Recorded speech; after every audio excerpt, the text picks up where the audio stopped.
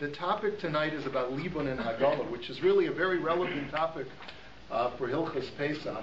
There are two places in Shulchan Aruch where the laws of Libun and Hagola, which are the terms that we use for koshering surfaces of utensils and worktops, one is in Yoredeya, in Siman Kuf Chaf Aleph, which actually I don't think is that part of the formal curriculum. It's not. No, we won't get there. It wasn't part of our curriculum either in Smicha, but you learn a lot about it. And in Siman Taf Nun Aleph in Orach Chaim, which is in Hilchas Pesach, and there are multiple similarities between those two sections of Shulchan Aruch, with some differences as well. But what for me there was a certain clarification that I wanted to share with you about the laws of koshering, which, as we'll find out, the text that has to be mastered in order to know the laws of Libun and Hagola properly is immense. Is an immense amount of textual material, and so it becomes very, very confusing. So one of the challenges that we have is sort of just to strip away just one component of the laws of Libun and Hagola, just to get a very as simple as we can, a level of clarification between the two processes of koshering. And what I hopefully will be able to demonstrate is that there's a certain ambiguity in the way that these mechanisms work to make something kosher once they've become non-kosher, or once they've absorbed something that has to be removed either for Pesach or because it's a non-kosher substance. And basically the idea that our sages tell us is that once a utensil has been used with a food substance, invariably there's been some level of absorption of the flavor of the food into the walls of that, or into the inner recesses of that instrument or utensil. And if that substance was forbidden, was non-kosher, one would be obligated to remove the flavor that was absorbed into the walls of the utensil before one would be allowed to cook with that item or use it with hot food again. Now, using it with cold is not a problem in most instances, except for Pesach, where we're machmir even with cold things, right? But the idea basically is that when you cook with something that has absorbed flavor inside the walls of that utensil, the flavor tends to seep out, and it could therefore introduce tam, or flavor of a substance that is not kosher, reintroduce it back into the food that you're cooking. And because of the principle of tam ki ikar, that flavor is viewed to be of substance, and it therefore is like the food item itself. If I have a pot that has absorbed pig fat, and I cook some hamburger in that non-kosher pot afterwards, some of the flavor of the pig fat will seep into my beef and will render the beef non-kosher.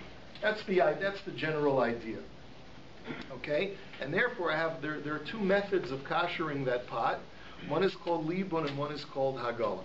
So I'd just like us to take a look at a couple of sources which will help us to understand the functional and conceptual differences between those two processes of Libun and Hagola. And it's a little bit almost like a mystery hunt. Just take a look. We're just going to look at two seifim in Shulchan Aruch as our start. They're both in Siman Taf Nun Aleph, which is in Hilchos Pesach and Playtime. And let's take a look and see. Sif Dalet talks about the process of Libun, and Sif Hey talks about the process of Hagola. Okay. So Sif Dalet says, Kelim shemishtamshim bahem al yedei ha'or.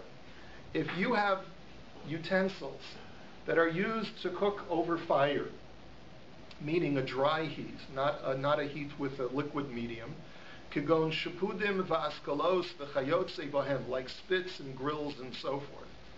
So tzrichim libun. They need to be koshered through libun in order to be able to use them on Pesach. And here, of course, we're talking about spits and grills that are used to barbecue or roast items that are chametz. So let's say you like to make corn dogs, and you want to roast them on your barbecue, right? Or let's say you toast something on your barbecue grill, right? So those are the kinds of things which, because there's a use of dry heat without a liquid medium, there's considered to be a stronger absorption of the flavor of those materials into the metal, and therefore you have to do a process called libun in order to get the flavor out. So v'halibun hu ad sheyihiyu nitzotzos nitazin mehem. According to the Machaber, you have to heat up the metal, and of course in general we're talking about metal here because other materials such as earthenware, it's very difficult to kasher. So we're going to keep it simple for tonight and say we assume we're talking about metal utensils. So they have to be so hot to the point where when you heat them up, sparks begin flying off the metal because the metal now starts to become compromised. The integrity of the metal starts to become compromised because it's about to break down because of the intense heat. The level of heat that we're talking about, according to some poskim, is about 900 degrees Fahrenheit. What's that centigrade? I don't even know.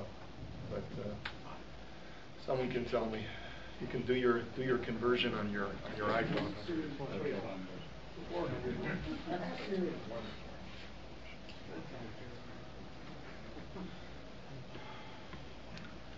So now, that's according to the Mechaber. Comes along the Ramah, and he says, and by the way, that's why, if you have a self-cleaning oven, you can always do this kind of libun, because a self-cleaning oven gets to that temperature, gets to about 900 degrees or more.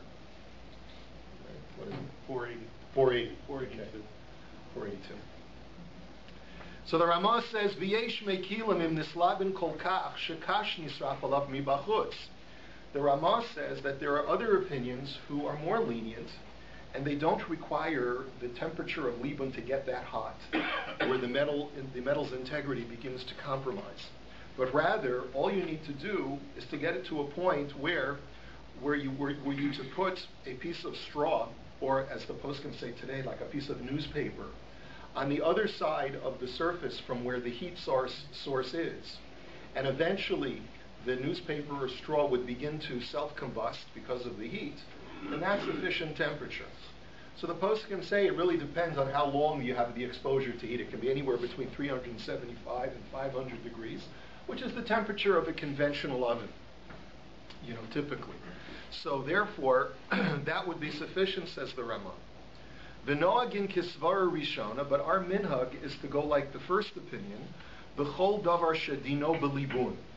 When it comes to anything which requires libun. Now what does he mean for anything that requires libun? Anything where the flavor of the forbidden substance, in this case chametz, entered into the utensil via a dry heat. In that situation, libun is absolutely necessary, and the alternative method of kashering, which we call Hagola, which we'll learn about momentarily, will not suffice. And therefore, any time that libun is necessary, it needs to get to the temperature, the higher temperature of the machaber. Avol davar shedino b'hagala, but if something could be kasher through Hagola, which is using a wet heat source, so then rak sheyesh bo sedakim o shemachmirim l'labno, but it has cracks, or a person chooses to be machmir and wishes to do libun to it instead of Hagola, sagi b'libun kal kazeh. Then it would be sufficient to use a libun of a lower temperature of this kind that we're talking about. So we have two types of libun, therefore, based on this sif and shulchan aruch. We have something called libun chamor or libun gamor, complete libun, which is about 900 degrees Fahrenheit or about 500 degrees Celsius.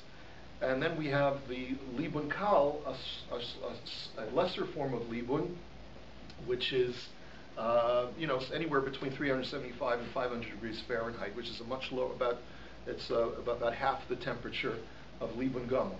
Okay? Now, use the word svara. Svara? Yeah. Oh, benogin ki svara rishona.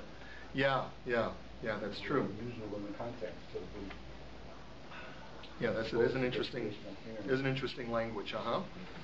Okay. Sif Hey, and then we go to the next sif. And by the way, we're just taking a very small wedge of information from a much larger piece of pie. So just realize that we're only touching on one subject tonight of a much larger much larger category of knowledge. Sifei says, Kelim shenishtamish bahen b'chamin. If you have a utensil that was used using liquid as its medium in order to cook the food, kefi tashmishan hechsheran, then you have a principle called the way that it was used, so is the way that you kasher it. Okay, smicha guys, what is that called in other terminology? What would be the lexicon that you would use to say kefi tashmishan hechsheran? Kibolo kach polto, right? Are you in the you should be.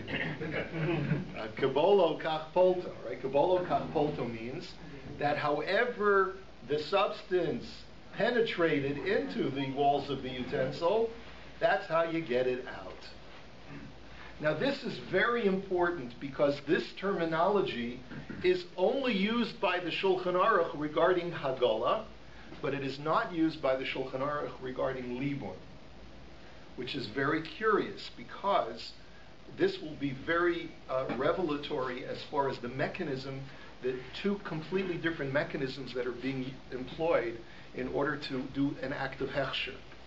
One, it's going to turn out, as we're going to see, this is the thesis of our discussion tonight, that the two methods, Hagola and Libun, are two completely different mechanisms of removing forbidden substances from the walls of the vessel. They may seem at face value to accomplish the same thing, which is to kasher the vessel, but you kasher in two different ways. And we'll explain that shortly. Now, im tashmishan b'chli rishon, and therefore the Shulchan Aruch clarifies, if the way that you cooked or you used this pot was to use it as a kli rishon, which means you used it over the fire, kagon kaf shemegisen bo kedera, like a spoon that you inserted in a pot while stirring it while over an open fire, tzarech lahachshiran b'chli rishon. Then when you kasher the spoon, you have to kasher it in a liquid that is over a hot fire as well, to remove the substances that are inside. Something I want you to think about is, could you just, let's say you use the spoon, but the handle never was inserted in the liquid. Do you have to kasher the entire spoon, or can you just kasher the part of the spoon which was immersed in the liquid? Think about that for a moment, okay? And then we're going to see how that has ramifications. Next, v'im tashmishan b'chli sheni, if, however, you only used this instrument, this utensil, in a secondary kli, which was never over the fire, then hechsheran b'chli sheni, then you can kasher the utensil in a kli sheni.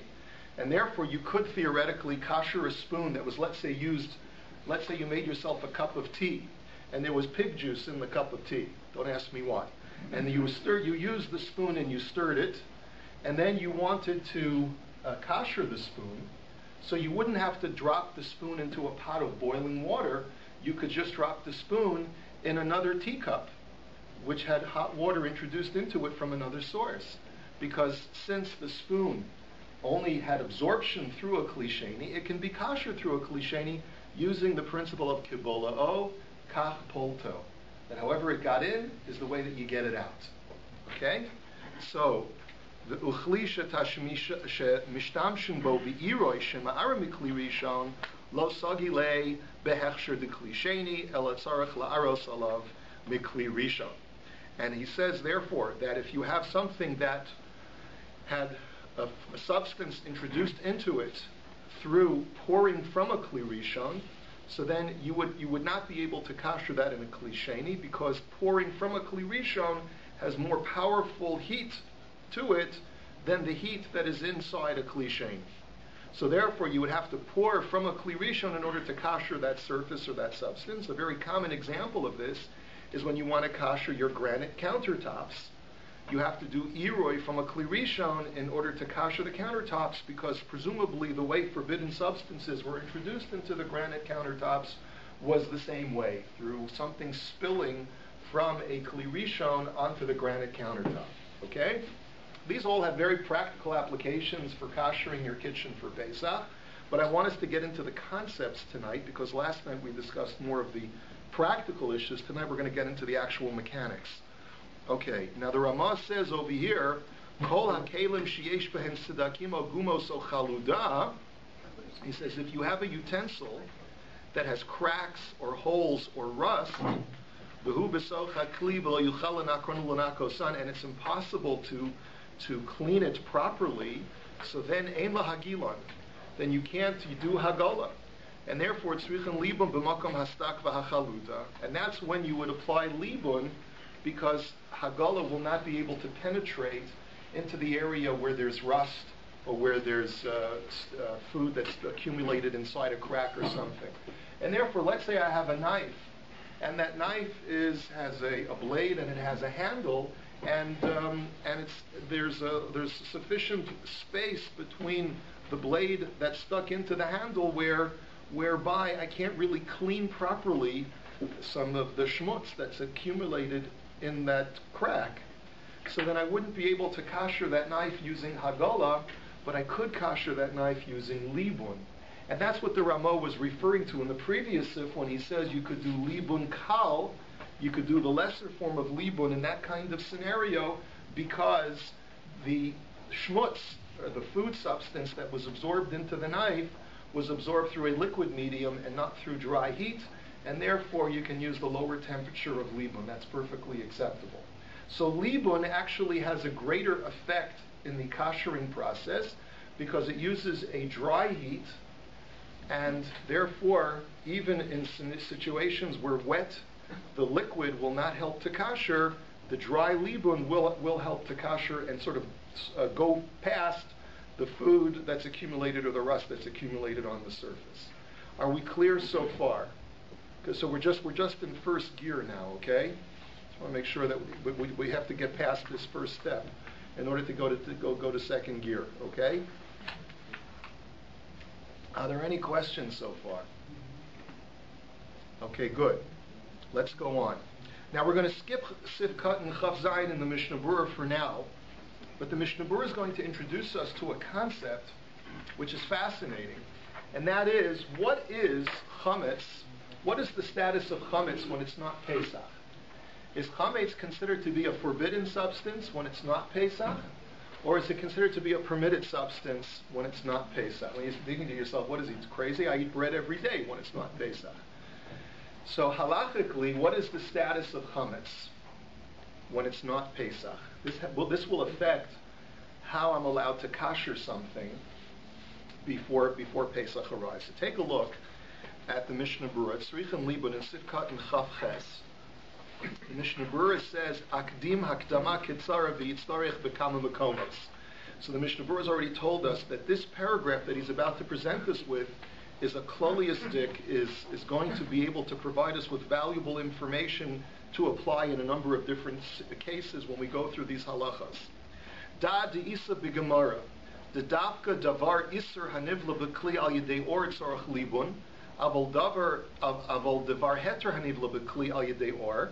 He says you should know as follows. He says if you have a forbidden substance that is absorbed into a vessel through dry heat, then the only way to kasher that vessel is through libun. However, if something is absorbed through dry heat and that substance is a permissible substance, so then af sha'achar kach nesar, then even if afterwards at some point later that substance is considered to be forbidden, it's not kosher anymore, but it's only non-kosher after it's already been absorbed into the walls of the utensil, kegon bisar kodshim shetzalehu bishpud al gabe ha'or af shelabasof nasa habliya bishpud notar afilu hachi hachsher shel shpud zeh dai b'Hagola. So he explains as follows.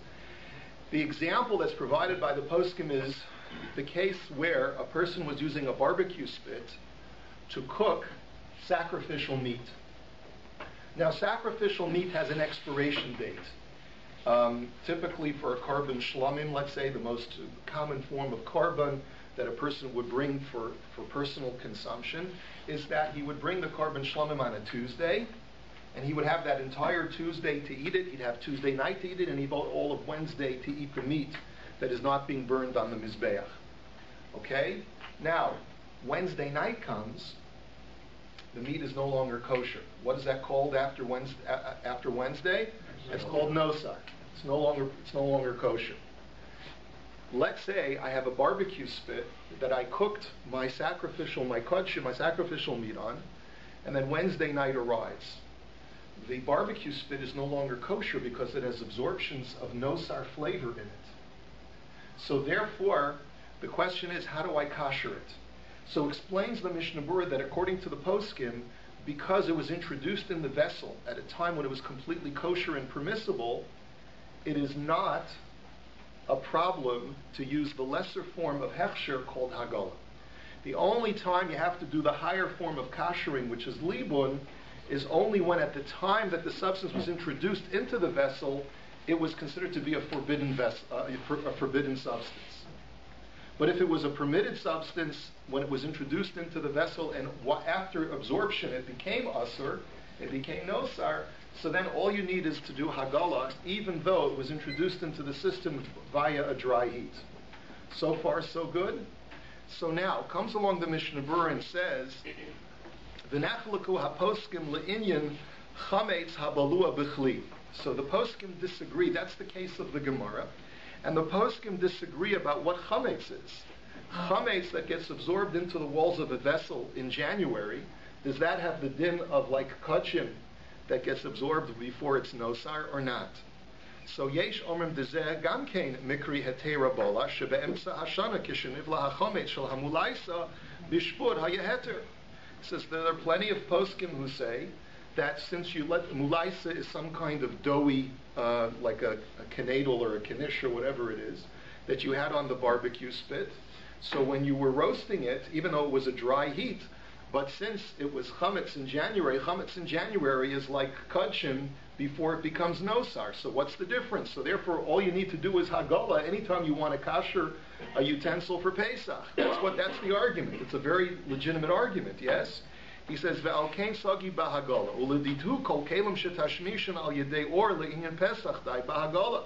According to this opinion, any vessel you want to kasher could be kasher through Hagola. But then he says there's another opinion. V'yesh omrim davka nosar shebe'es habliya lo haya shem nosar al habasar klal lachein nikra davar zeh b'shem hetera bola. He says, but there are others who disagree, and they say no. There's a fundamental difference between nosar and chametz. When the flavor of my kachim meat, my carbon shlomim meat, was absorbed into the barbecue spit, there was no attachment of the name of nosar upon this item.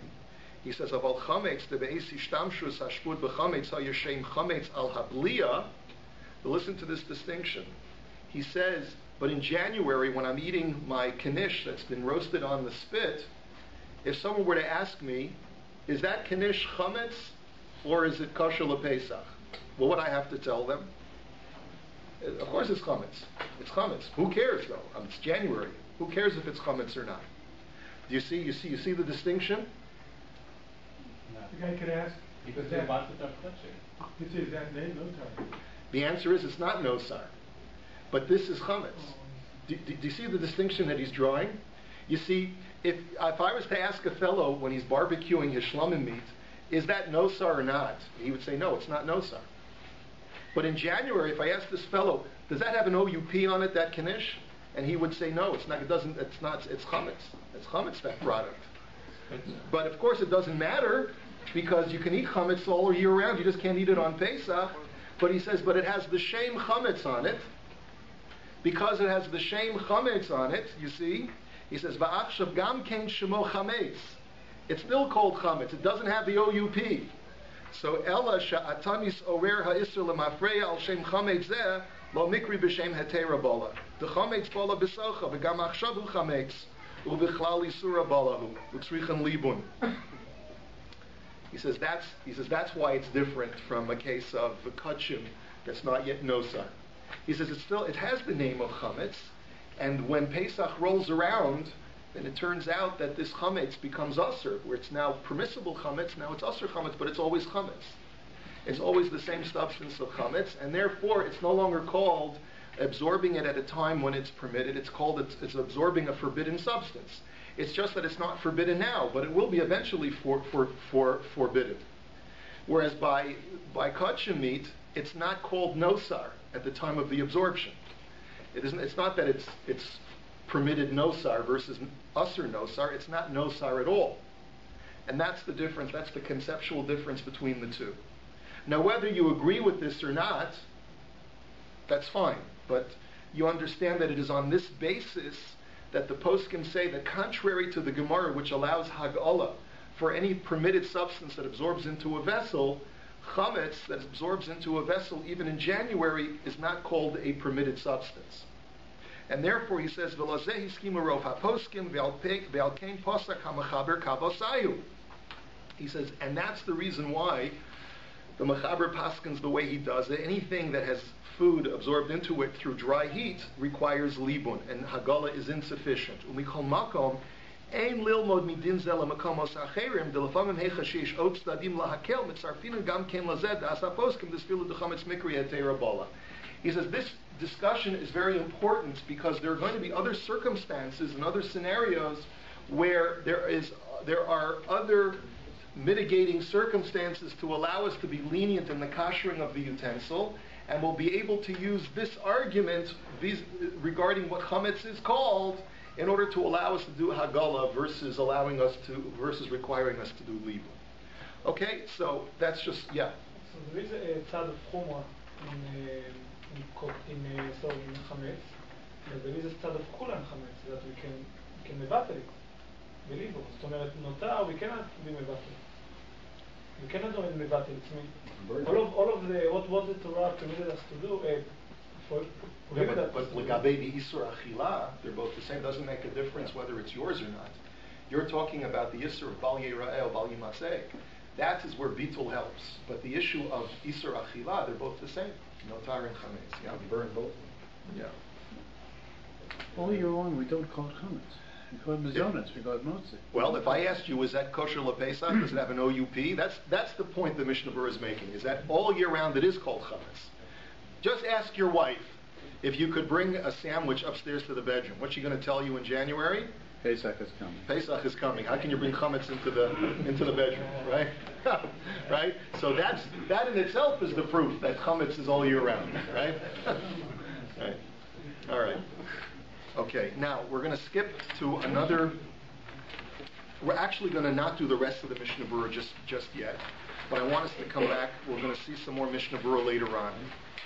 Now I want us to take a look at the tour in the following siman, which is siman Taf Nun Beis. At the very beginning, in siman Taf Nun Beis, the Shulchan Aruch goes into more detail as far as the process of doing Hagola, which remember Hagola is koshering with liquid, like boiling up a pot. So first the Torah tells us stuff that we should probably already be familiar with. He says Seder Hagola. How do you do practically, on a practical basis, how do you do Hagola?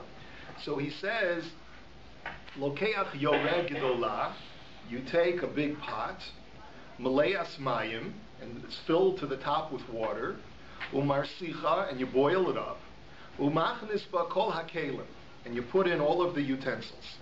And that's how you do Hagola. But he says, Uchli gadol she'eno yachol lahachniso l'socha. But let's say you have a large pot and you don't have any pot that's bigger than that pot to immerse it in.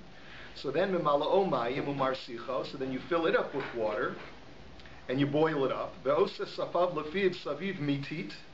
And then one method, he says, is to take mortar or mud or or plaster or something else like that, and make elevate the walls of the vessel somewhat with this temporary plaster, right? And that way, kadeshi yismalu heitev, so that the water will go all the way up to the tippy top and all the way a little bit over to the sides. V'yigu hamayim bisvaso. V'imyirtz, another method, he says, yikach eben roseach, o lapid eish, v'yashlichenu l'socha ba'oda roseach, umitoch kach yosichu hamayim yoser, v'yalu al sfaso. And the other method, which we're also familiar with, is you can heat up a rock while the water is boiling, drop the rock inside, and it goes and makes a big mess, and it overflows all over the place, and that's how you kasher the pot, right? Because the point is, you need to get the water over the top, over the sides. Now, here's where we want to take a look at Kosav Harif. Mashi lahu lamani begav yora ad depalti. When you want to kasher an instrument, a utensil, you have to leave it in the boiling water for sufficient time for the absorbed substance to be emitted, to be pulled out. That's the process of koshering when we talk about Hagola. Okay? He says, because of Avi HaEzri, miyodea l'sha'er shir ha'pleta. And the Avi HaEzri, who's another Rishon, says, how are you supposed to know? How are you supposed to know how long that takes? He says, Ulai yisha l'socha v'chozun u'bolin. He says, you got a dilemma. Because if you don't leave it in long enough, it's not going to have time to draw out the forbidden substance. But if you leave it in too long, then it'll go back in. So how long because once it comes out, it could be absorbed back in. Your pig juice that you absorbed into the walls of the vessel could be absorbed back in. So what's a fellow to do? So he says, Lochein yurei shamayim harotz lahagil kelim harbe biyachad yisha me'es le'es l'tash mishan. So therefore, here's the solution. Whenever you want to do Hagola, you got to wait 24 hours. The reason you got to wait 24 hours is because the Chazal tell us that after 24 hours it's called an Eino Ben Yomo. And what do we know about an Eino Ben Yomo, Simi? It's no same Tam of Gam. It's got a Tam Pogum. It's got the flavor is spoiled. And therefore anything with a spoiled flavor, halachically, is no longer considered to be a forbidden substance. Okay? Is that clear? That's like Rabbinics 101. Right? That's the first thing we learn when we learn for Smicha in Yoreh De'ah, is that after something's been absorbed into the walls of a vessel for 24 hours, it's no Saint Tam Lifgam. It no longer has the flavor that gives it its forbidden status. The flavor retards in some way. And therefore what you should do anytime you want to do Hagola is wait 24 hours before you kasher it. And therefore, he says, the kaven de tamam pagum ein osrim. Therefore, if you would leave the fork or the spoon in the boiling pot for longer, for enough time for the emitted substance to be reintroduced into the spoon, by that time it's no longer considered a forbidden substance. And therefore, rakshi yagil bisman heter kodem shal chamishis. The only thing you have to be careful about is don't do this on Erev Pesach in the afternoon. Because the substance of chametz is now a forbidden substance and absorbed into the walls of the vessel, and that's true even if it's no Saint Tam Lifgam. Delacher Yisuro ein pegimaso materis, because once Erev Pesach comes in, even if the flavor retards on Erev Pesach, that's not going to remove its usher status. So that's the opinion of the Avi HaEzri. The Avi HaEzri says that a person is obligated to wait 24 hours anytime he does the process of Hagola.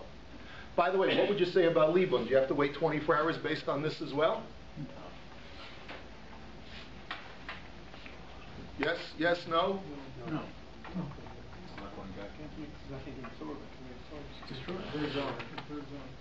Burns off. Okay, we'll see. Now he brings in the opinion of his father, the Rosh. The Torah's father was the Rosh, and the Rosh writes.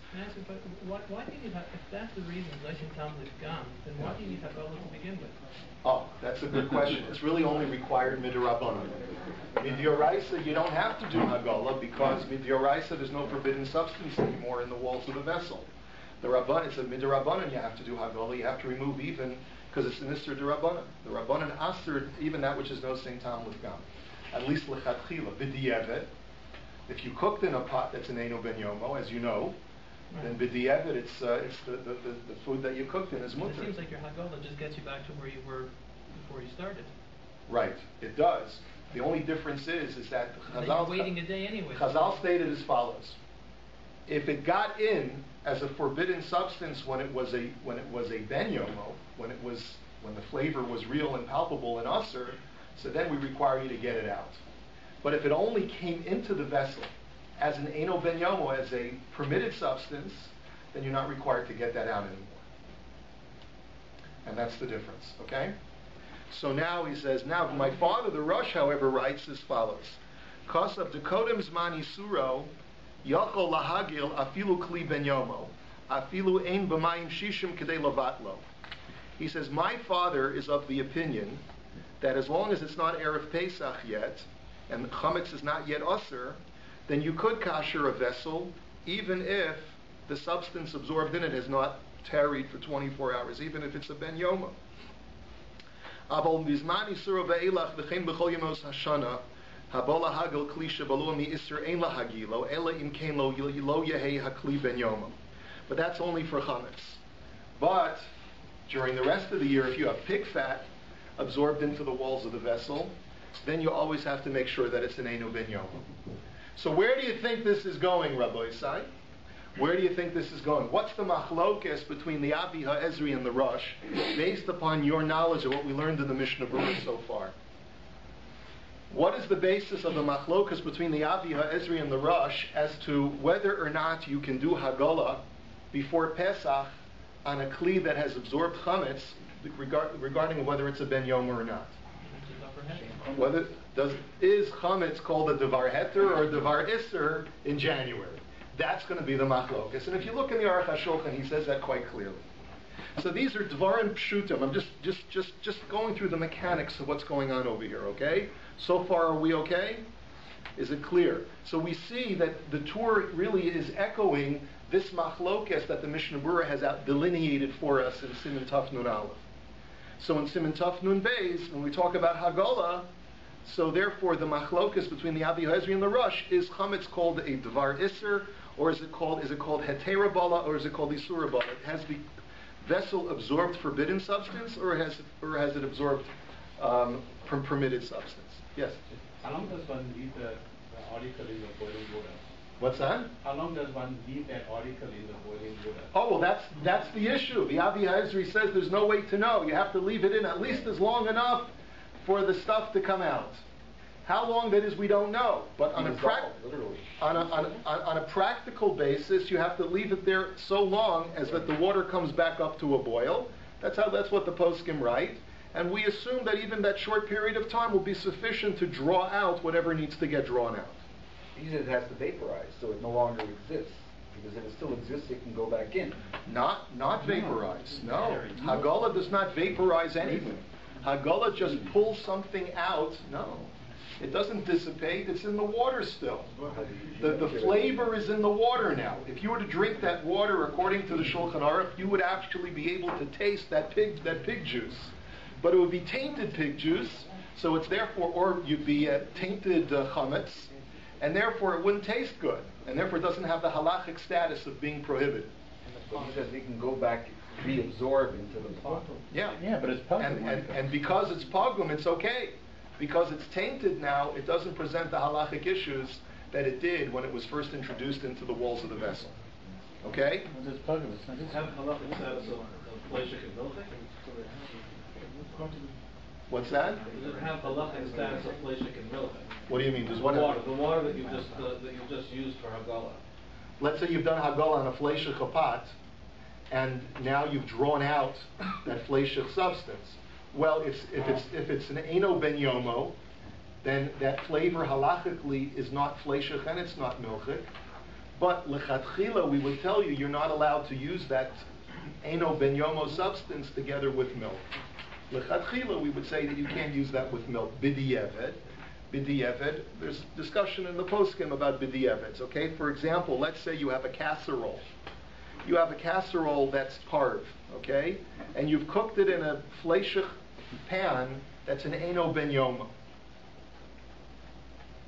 Right? So what's the status of that casserole, the ratatouille, okay? You cooked a ratatouille in a casserole dish that's a fleishich casserole dish, but the casserole dish is an Eino Ben Yomo. So, lechatchila, you're not allowed to cook it in a fleishich casserole dish knowing that you want to serve that with milk. But b'di'eved, since, let's say you have leftover ratatouille, and you want to have it for lunch with a glass of milk, that's perfectly fine. Because the flavor that was introduced in the ratatouille, b'di'eved, is an Eino Ben Yomo, and since it was not done lechatchila to eat with milk, then b'di'eved you're allowed to eat it with milk. Okay, but we're getting now far afield of our discussion. Let's get back into our discussion now. But there's a lot of applications of this halacha. So now we're going to skip the Aruch HaShulchan because we've spoken it out outside.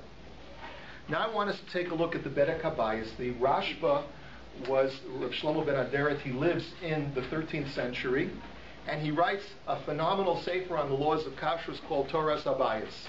His contemporary, Rabbi Eliezer Halevi, who has tremendous respect for the Rashba, writes a critique called BAYT Kabayis, and which is a critique of the Rashba's Toras Habayis. And we're going to read a little bit from the BAYT Kabayis now. Comes along the BAYT Kabayis and he says, and this is in the Bedek Habayis. This is in the Bedek Habayis on the Torah Habayis Bayis Dalid Shar Dalid Daf Lamed Zayin Amid Beis, and he says as follows. He says Vehevei Yodeya, and this is from the 13th century, but it's a very important yesod which is going to delineate now for us the difference between Hagola and Libun. He says Vehevei Yodeya da Hachzoras Kivshonos Eino Hechsher Kahagola. He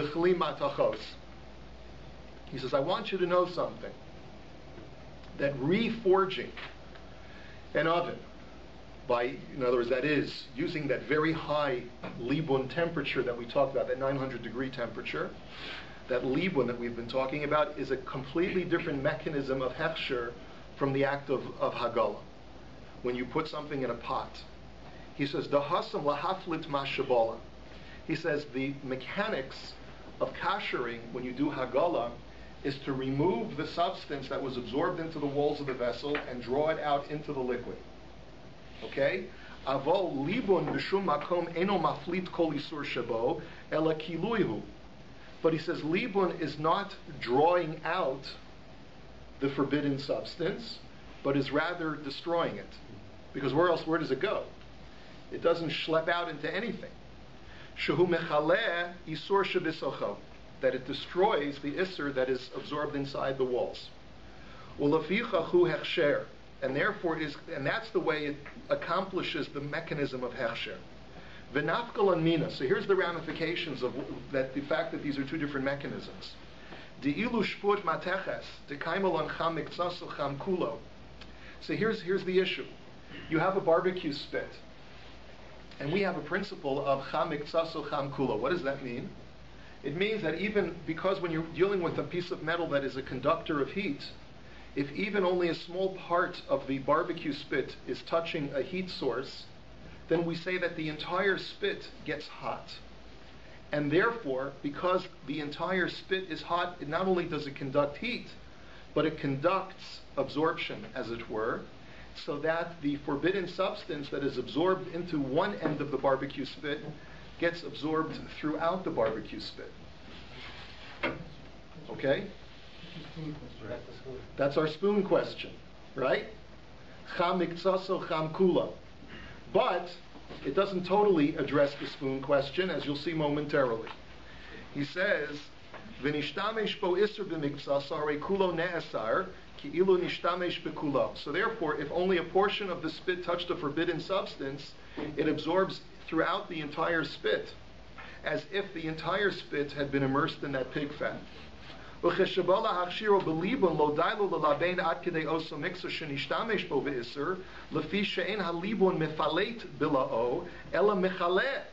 So he says, listen to this nafkamina.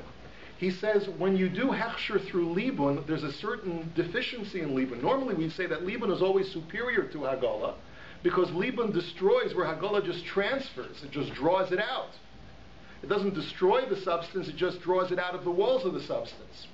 But here's where, in one sense, Libun is worse than Hagola, because Libun, because of the fact that it destroys the substance, it will only destroy the substance in the portion where heat is introduced, where the Libun is introduced in the kashering process.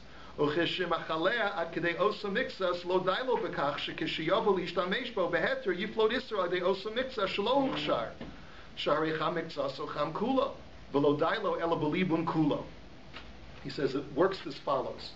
When you do the process of Libun, you need to do Libun to the entire spit, because in order to destroy the absorbed substance, since the substance is absorbed throughout the spit from one end to the other end, you need to destroy all of the absorbed substance from one end to the other.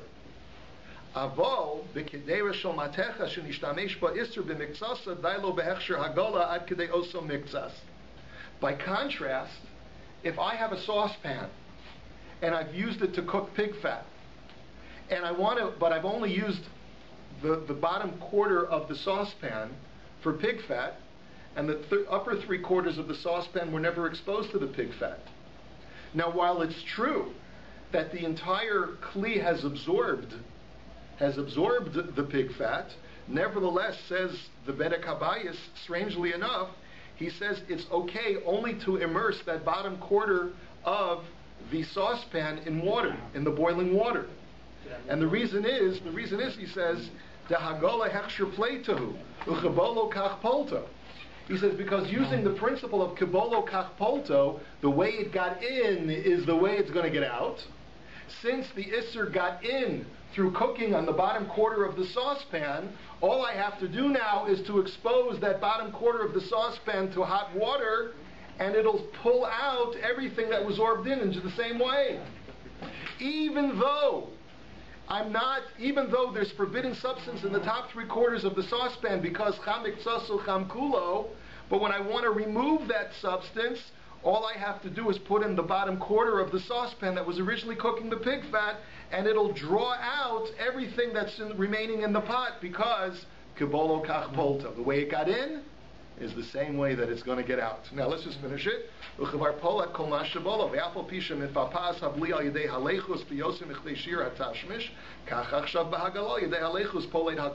Exactly what I just said. Go ahead. But if, let's say, this is the pot, and this is have no chametz, v'intat chametz, but I cook it with the chametz, so this is also have chametz. That's right.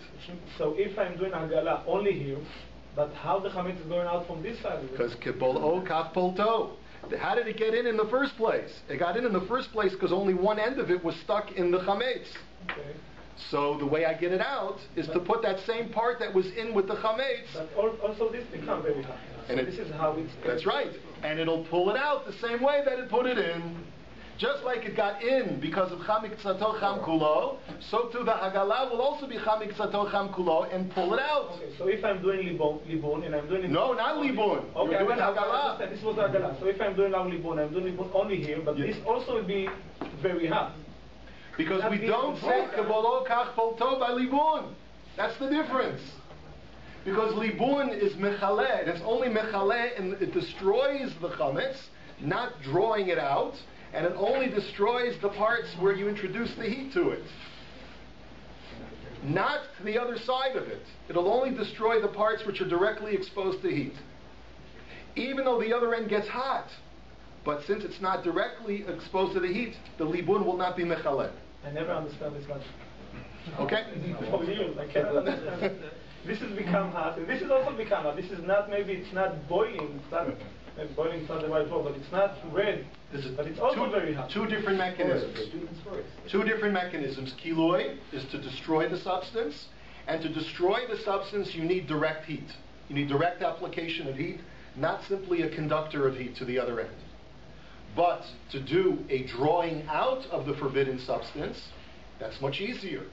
And therefore you don't need direct heat touching all points of this utensil. Whatever way it got in is the way that you can pull it out. That's the position, that's the scientific analysis of the Ra'ah, of Rabbi Eliezer Halevi. Okay? The logistics don't sit well with me. It was a sausage. I could see getting away with it with a spoon, but not I couldn't see. Okay. I can't. When we deal with what's the structural engineering like this, and we try to apply it to the laws of kashering, we're not always going to get complete satisfaction. Part of my job. I sympathize. Yeah. We pesach like this? No, lechatchila we don't. Lechatchila we don't. But b'shas hadchak, if there's no other option, I'll show you sources. If there's no other option, because you see, you get the handles, humongous handle. There's no way that you can get it all inside. So then we will be mekel. Yeah, we will be mekel. Yeah. But lechatchila we tell you to kasher the whole thing. It's only b'shas hadchak. There's no other option.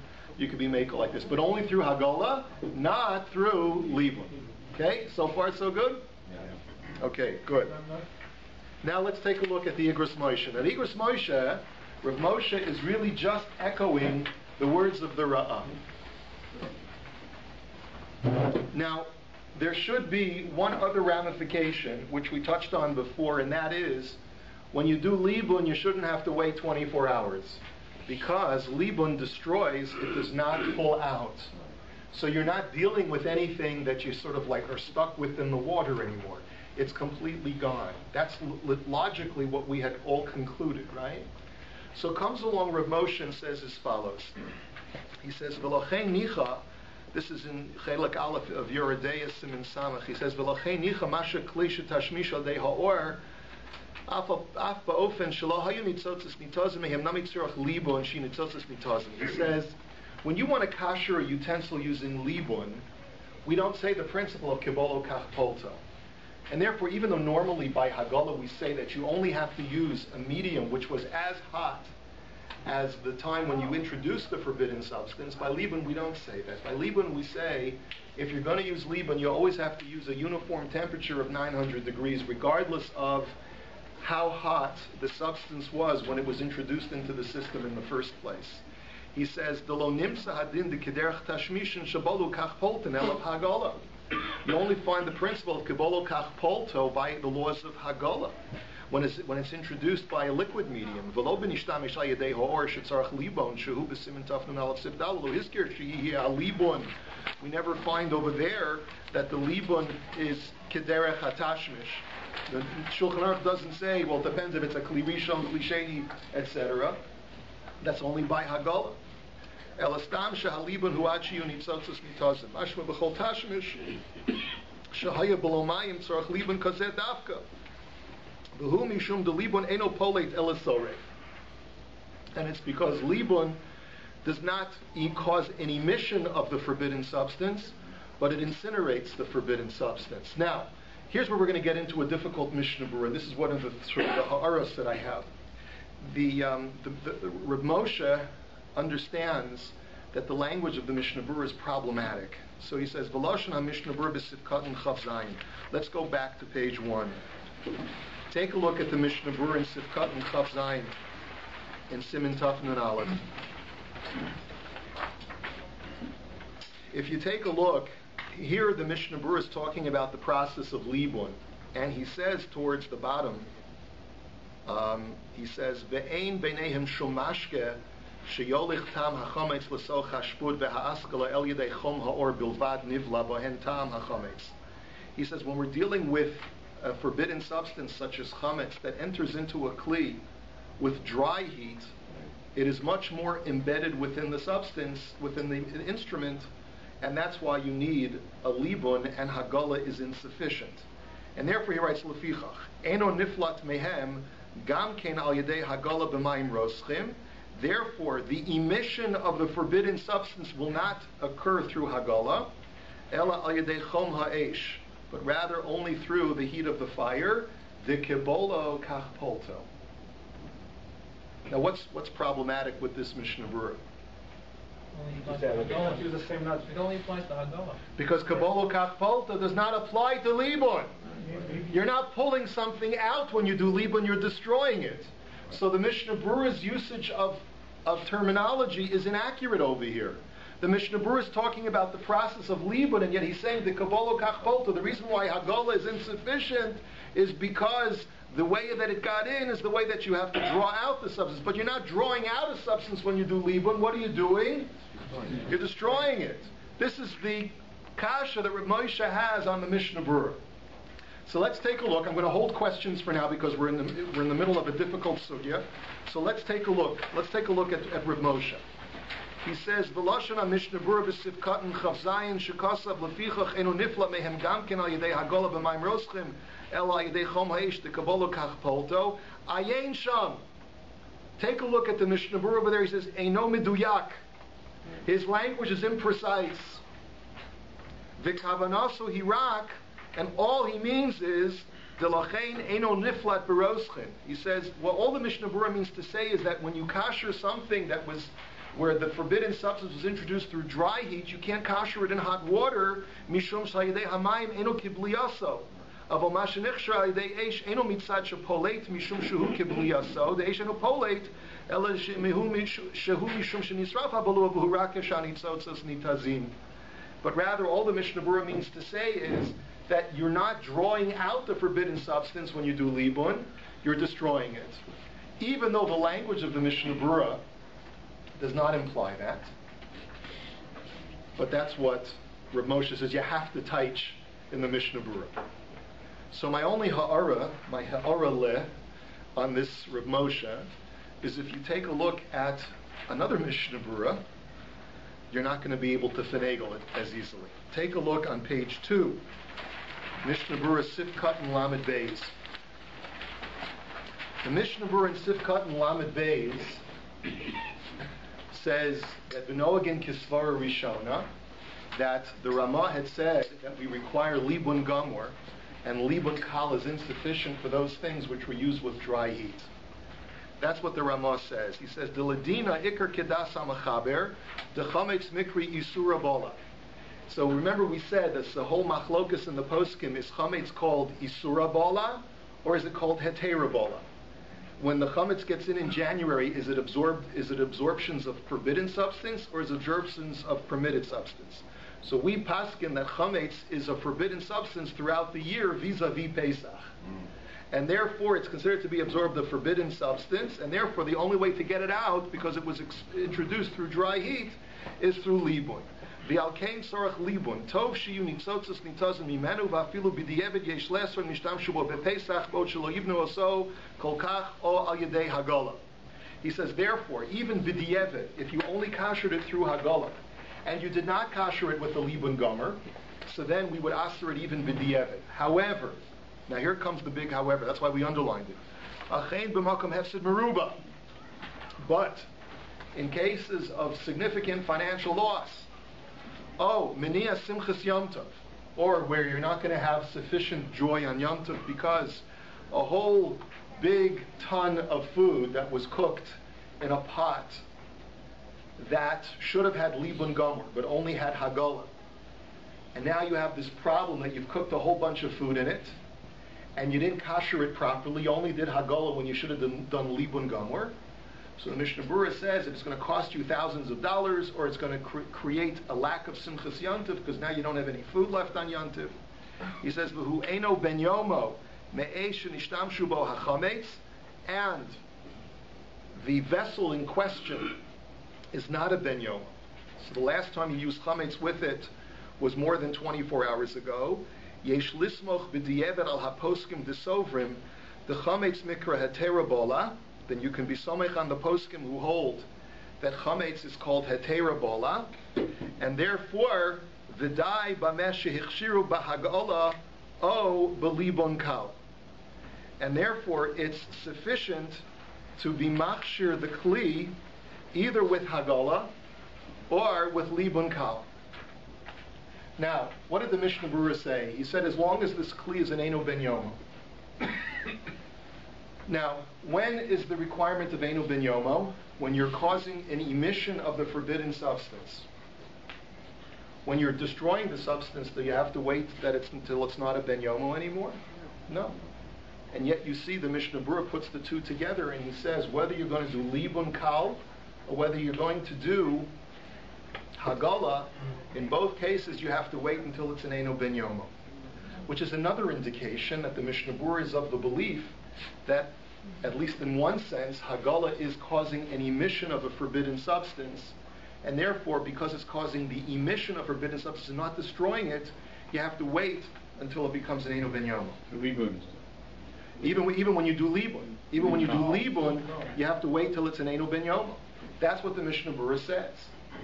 And based upon this, many poskim say that when we permit you to do libun kal, so for example, how do we kasher ovens on Pesach? We kasher ovens on Pesach by allowing you to do a libun kal. Yes? I always thought that libun kal was supposed to go with. So with the oven, if you really kasher it with Hagola, they can't put an oven in boiling water, so they use libun kal to replace Hagola. That's correct. That's what we just said. Right, and therefore, so the question is going to ask, does it require the way it went in with libun kal, the principle of the way it went in, the way it went out? Is that Al zeh anu danim. That's exactly our issue. That's the discussion. Right. So the issue is as follows. If libun kal, we just got through saying from the Ra'ah that libun is not the same mechanism of kashering as Hagola. Hagola just brings it out. Libun kal and libun gomer are the same thing. The only nafkamina is the only nafkamina is the degree of the temperature. But we don't. Does he separate between Libun Gal and Libun, or is it just Libun Gomor when he's right? Who's he? The Ra'ad only talks about Libun Gomor. That's what I thought. The whole point is that conceptually, you should argue that only through a liquid medium can you say this principle of Kabolo Kach Polto. Conceptually, you're drawing substance out through liquid. Where does the substance go when you do Libun? Even if you do Libun Kal, where does it go? You don't see anything coming out. If it's getting burnt off, you shouldn't need 24 hours. But based upon what we're seeing from the Mishnah Berurah, that he does seem to be saying that it's an emission of a substance, maybe it just evaporates, that it spits out as smoke and it evaporates. Maybe that's the way the Mishnah Berurah understands it.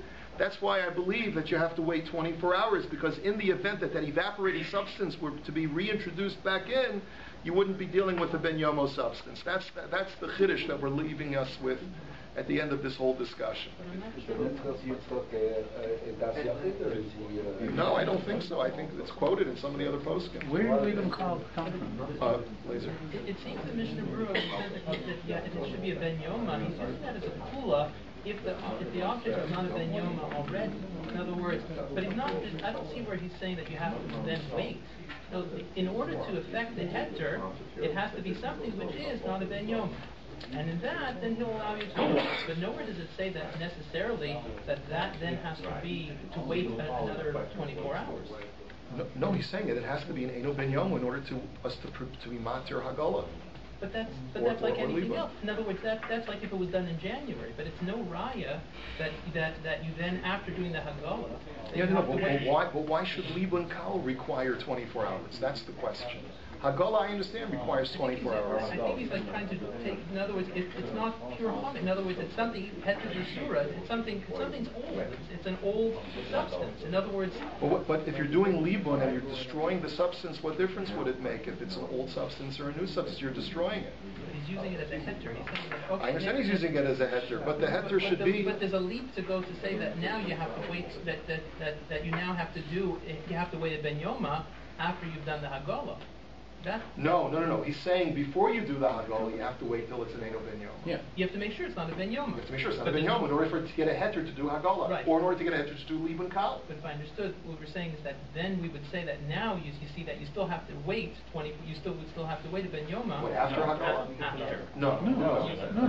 That's not what we're saying.